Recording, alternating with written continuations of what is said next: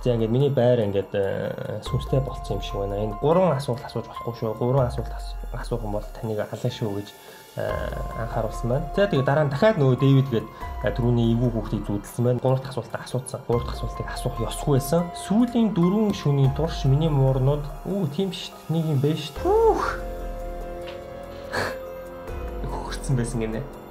Йоо. Муурн ингэж ямар нэг юмнаас. Оо. Харж байна даа. Ил хороо. Оо ма. Яа, чи хүсийн хартаа.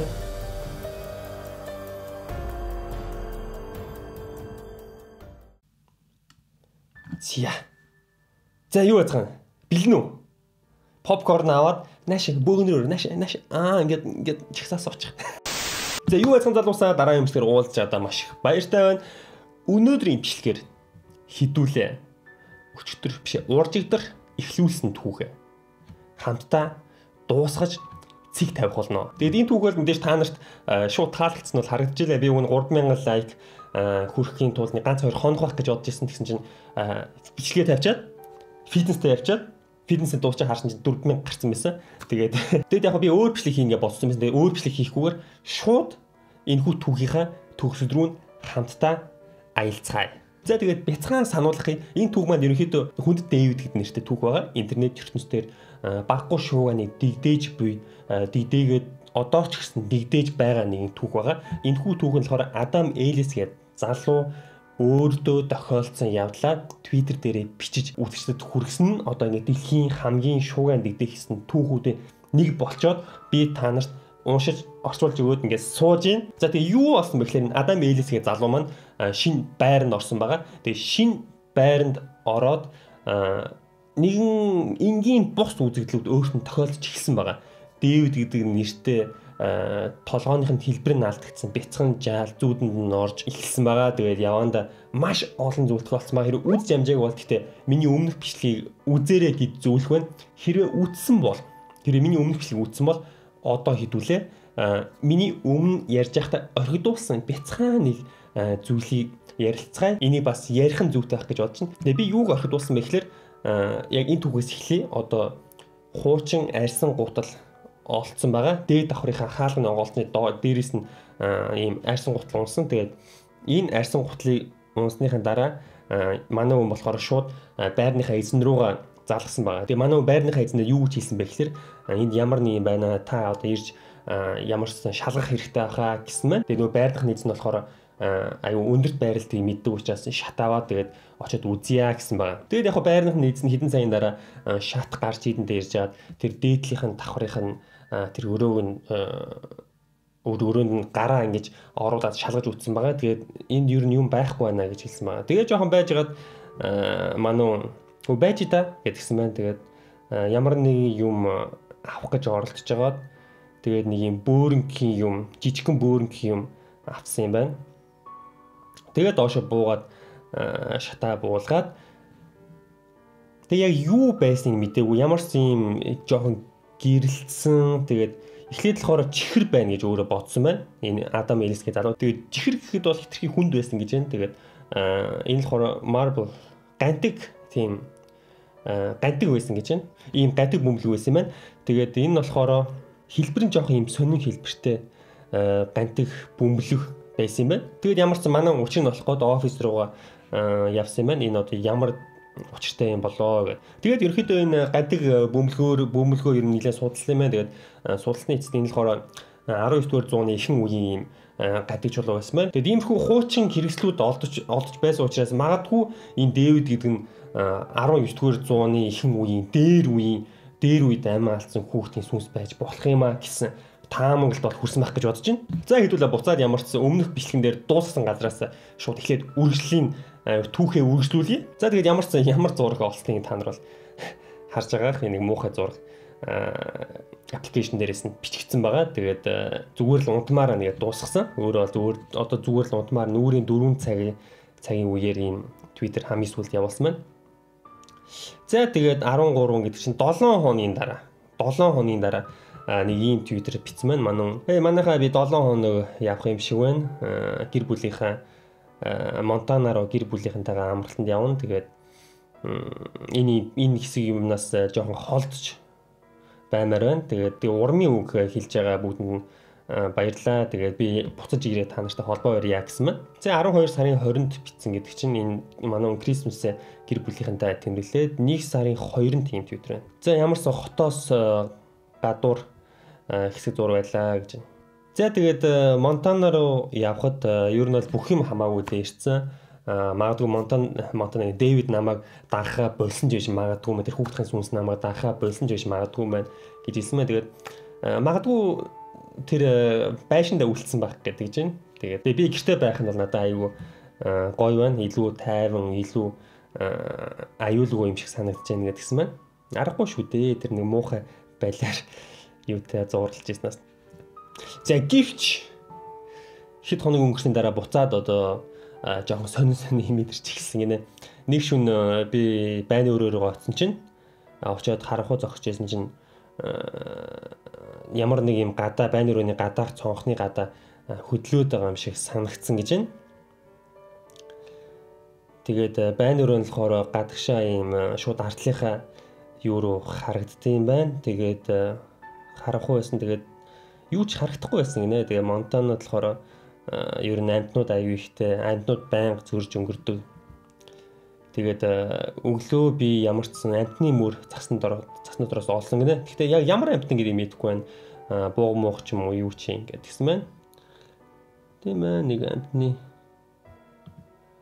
мөр юм уу?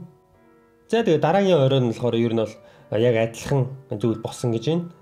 Шүн дунд босоод харахад тийм нэг хөдөлгөөний тийм хар юм хөдөлсөн гэж байна. Тэгээд энэ удаа болохоор цонхороо гадагшаа ерөөдөө ширтэн хараад ширтэлсэн. Тэгээд харахууд болохоор нүд нь болохоор бас сайн харагдаагүй жоохон бүдэг харагдаад байсан гэж байна. За тэгээд нэг гайгүй юм хараад гадагшаа ямарсан цастай харанхуй гадагшаа ямарсан харсан юм байна. Байны өрөөнийхөө цонхоор байрныхаа артлын талбар руу. Тэгээд юу ч тийм хөдөлгөөн харж чадаагүй гэж байна. Тэгсэн чинь тэгээд за буцаад явъя да гэсэн чинь ямар нэг юм нүднийх нь булангаар алга болсон гинэ. Хөдлөөд алга болсон гинэ. Тэгээд хитрхи харанхуй байсан болохоор яг амтан гэдгийг би хараагүй. Тэгээд яг юу байсан нь ерөөс харж чадаагүй гэж байна. Тэгээд койот юм уу ямар нэг байсан гэж байна. Койот гэж юу юм? Чоны койот гэдэг юм бах та. Энэ чон ч юм уу ямар нэг юм амтан байсан гэдэг чинь. За тэгээд дараагийн өглөө нь болохоор тэгээ маргааш өглөө нь болохоор манай босоод дүүшэндээ ороод тэгээд цонхоор ямарсан харсан чинь гаражныга тэнд нэм юу байсан гинэ. Хөлийн мөр, амтны хөлийн мөр байсан байна. За тэгээд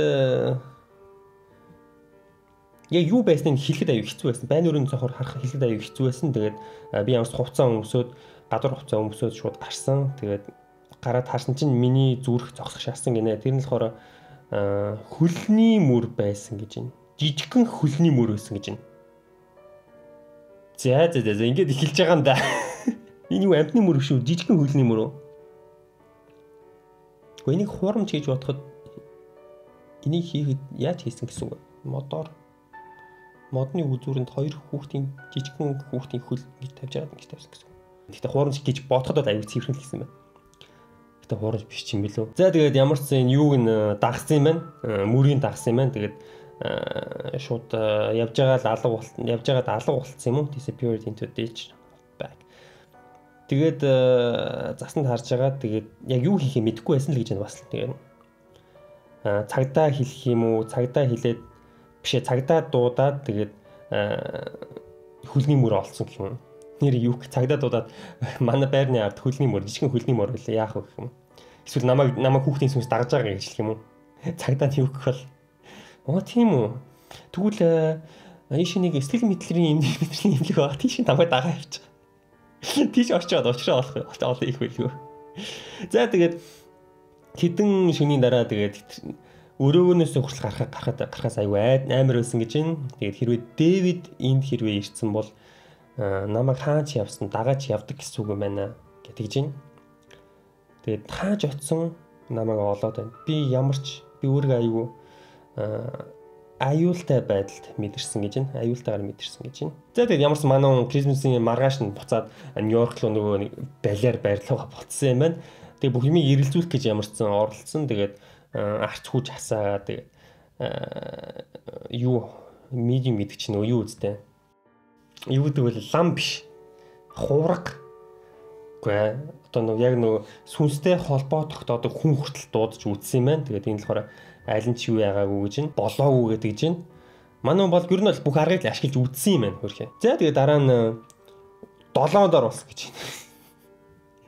Тэгээд буцаад мэдэрч эхэлсэн гинэ. TV-ийг буцаад мэдэрч эхэлсэн чинь тэгээд намайг өрөөний булангуудаас эн тэндээс хараад байгаа юм шиг мэдрэгдсэн. Тэгээд улам ойртож байгаа юм шиг мэдэрсэн гэж байна. Тэгээд яг сэрхийн өмнө ямар нэг юм болсон гинэ. Тэгээ сүүлийн хэдэн шөнө бол тэр нөгөө зураг авдаг аппликейшн байсан шүү дээ. Тэр аппликейшн хэрэглэж үзсэн гэж байна. Тэгээд тэрэн дээр нэх юм гарч ирээгүй гэж байна. Тэгээд яагаад яг гарч ирэхээ болсныг бол сайн мэдэхгүй байна. Тэгээд ямар ч гэсэн манай хүн зүгээр юмыг яаж мэдхүүгээд юм харагдахгүй байсан ч гэсэн юмыг яаж мэдхүүгээд тавьсан юм байна. Тэгээд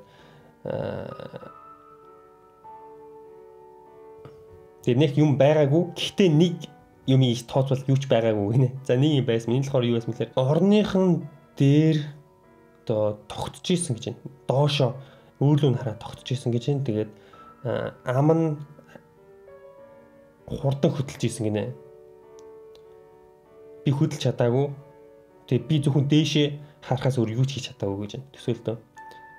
Ам нь хурдан хөдөлж исэн гинэ. Дээрээс доош хараад ам нь аюу хурдан хөдөлж исэн гинэ. За тэгсэн чинь юу болсон бэ? Өнгөрсөн шөнө ерөнхийдөө жоохон таархан байсан. Би өөрийгөө аюу муугаар өвчтэйгээр мэдэрсэн. Тэгээд хардаа зүтэлсэн. Ер нь бол DVD-ийг тэгж буулан дээр таазны буулан дээр байгааг зүудлээд байсан гэж байна. Тэгээд ямар нэгэн амаа хөдөлгөөд байсан. Гэтэ яг юу гэж хэлхийг сонсоогүй гэдэг чинь. Нэг юм хэлэх гээл байгаа юм шиг санагдаад авчирч байна. Энийг бол би нэг муу хэрэг сүнс байвал энийг би нэг муу сүнс гэж бодохгүй байна. Хэрэг сайн муу гэж сүнс байдаг бол штэ. Ямар нэг юм хэлэх гээл оролдоод тах шиг байна. Зүуд нь үргэлжлээд байгаа юм биш үү? Гинт унаад нүүдэн дээрээс нь унаад тэгээ өөрөө болохоор айгүй манай цээжэндээ тийм цохиулж байгаа юм шиг даралт мэдэрсэн гэж байна. Тэгээд хоолойнд боогдоод сэрсэн. Тэгээд айгүй салхитай байсан юм байна. Тэгээд босоод манай бос суугаад эргэн тойрны анзаарсан. Тэгээд юу ч байгаагүй гэдэг чинь. Тэгээд арай л иж амьсгаагаа аваад утсаа аваад тэгээд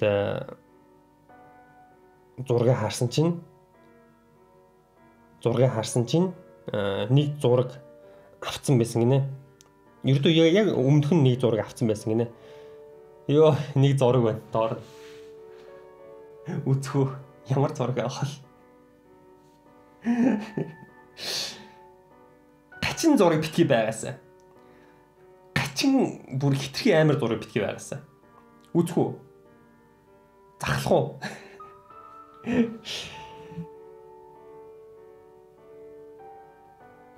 Йоо, хартаа. Өөрийг нь тэрвэрж штт.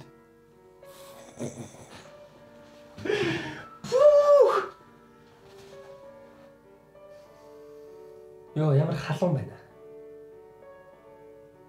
Нэг өрөөнд аюу халуун болоо авчирч байна. Би нэг халуун цаа авчирч байна. Хараа. Өөрийг нь тэрвэрж байгаа зураг байгаа байхгүй юу?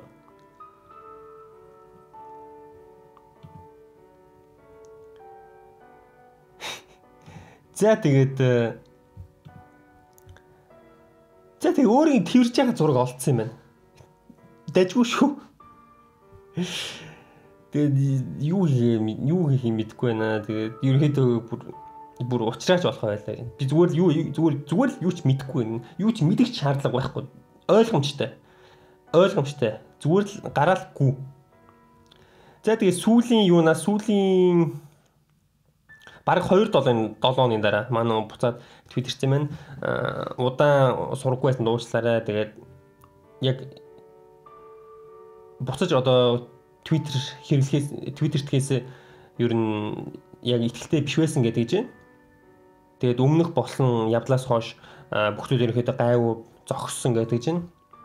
Бараг л тэгээд зүүдлэгээ болсон гэж юм. Тэгээд өөр арай гайвуу болсон. Арай гайвуу мэдэрч гисэн гэж юм. Зүгээр тэрмээр байсан юм шүү. Сүнс нь Дэвид зүгээр л тэрмээр байсан юм шүү. Тэрврээ тэгээд алга болсон. За тэгээд шөндөө ерөөдөө гайгүй унтаж эхэлсэн гэж юм. Уг нь бол гайгүй унтаж байгаа. Тэгээд хамаагүй өдөртөө илүү их хэрч хүчтэй байгаа. Тэгээд гэхдээ заримдаа нэг л сонирм байна гэж байна. Заримдаа нэг л цаг алдаад байгаа юм шиг гэдэг чинь. Тэгээд цаг хараад тэгээд бүтэн цаг зүгээр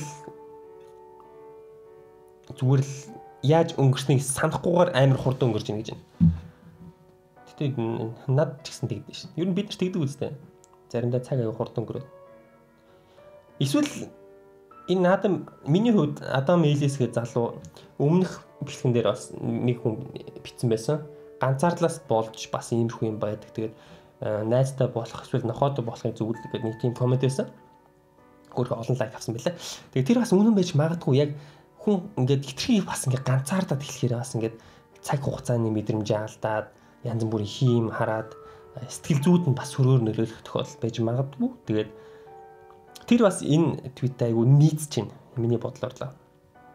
За тэгээд өөрөө бүтэнсээ өдөр твиттерээ нээгээд тэгээд ер нь бүх зүйл дууссан гэж хэлий гэж бодсон. Тэгээд зүгээр л би бүх зүйлээ хуучин хиймэнд байлгамаар байна гэж юм.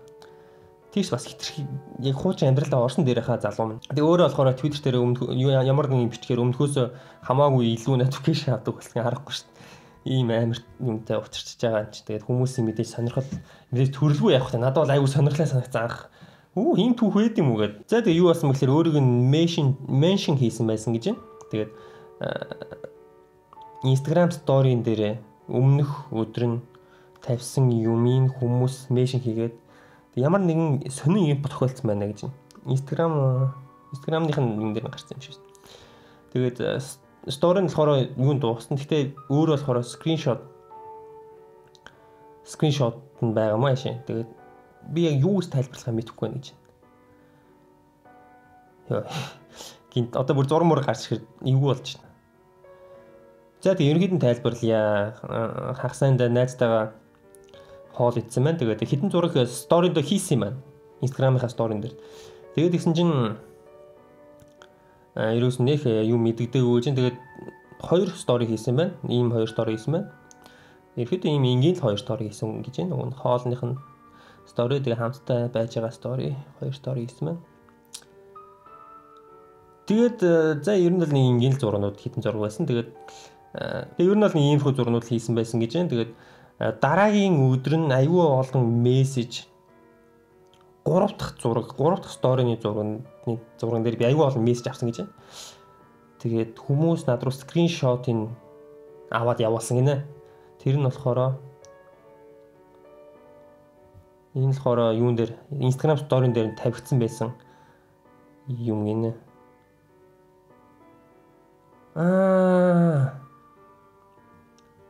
Нүдийг харж гин үү? Яг нөгөө өөрийнх нь зурсан нөгөө муухай царайтай нүд орсон юм шиг. Гэхдээ сүнс арай хүний утсанд Instagram руу ороод стори өөрчлөн гэж баймаргүй. Ихтэй хартаа нүд нь эвгүй те. За тэгээд сторин дээр нэг ийм зураг тавигдсан байсан гэж байна. Тэгэд яг юу гэдгийг мэдэхгүй байна. Тэгээд уг нь бол утас нь бол зүгээр л ажиллаж байгаа. Тэгээд ямар нэгэн глич, ямар нэгэн алдаа байсан болов уу гэж байна. За Instagram ч нэг алдаа байхгүй шүү дээ. Тэгээд миний нүүрэнд яг юу тохиолдсон талаар бол би яг хэлж мэдэхгүй байна гинэ. Ямар муухай харагдаж байна гэхдээ энэ нүд. За магадгүй тайлбарч чадах юм аа. Тэгээд би энэ яг юутэй адилхан харагдаж байгааг мэдэж гинэ. Би ч гэсэн мэдчихэв. Би яг энд их ач холбогдол өгөх ёстой үгүйгээ мэдэхгүй л байна. Зүгээр л би зүгээр л бүх юмаа эргээд хэмнэн байлгамаар байна гинэ. Тэгээс одоо залхаж байгаа байлгүй дээ те. Хитрхий бас ингээд бас өөрөө ингээд сэтгэл зүйнд бас сөрөөр нөлөөлнө шүү дээ. Тэгээд буцаад ерөнхийдөө бүх юмаа л хийм боломоор байна. Мэдхгүй зүгээр л би та нарт ямар нэг юм болох юм бол би та нарт буцаад холбогдъё гэсэн байна. За 1 сарын 28-нд юу болсон юм? Бичлэг байна. 1 сарын 28 сүүлд болохоор 17 гэдэг чинь 10-аад хоногийн дараа нэг бичлэг л оруулсан байна. Бичлэгийг үзэх үү? Ямар бичлэг байсан юм?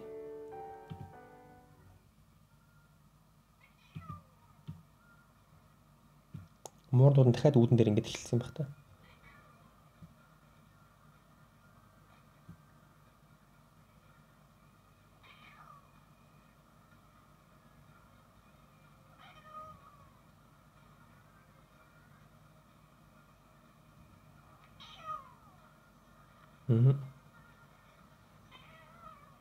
Яагаад вэ? Ингээ болчихж байгаа юм. Энэ ч нэг тийм юу биш л байна. Яг муур нь үргэлжлээл нөгөө үүдэн дээрээ шөнийн 12 цагаас ингээд байгаад байсан юм байна л да. Тэгээд 2 сарын 3-нд everything is fine гэсэн байна. Бүх юм зүгээрээ гэж байна. Тэгээд 2 сарын 14-нд над битгий санаа зовоороо тэгээд би сайн байгаа шүү. Тэгээд бүх юм урдих шигээ болноо гэдэг чинь. Тэгснэ дахиад бичлэг хийчих юм.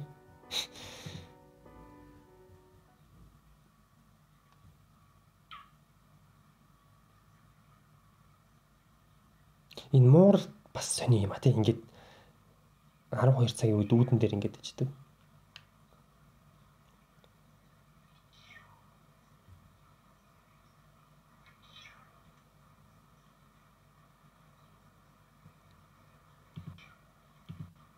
Мууртай айлууд байна уу? Муур ер нь хэр их ингэдэг юм. Хаалган дээр. Зүгээр гарч бийцмэр байгаа юм болов уу? Магадгүй тий. За 3 сарын 12-нд.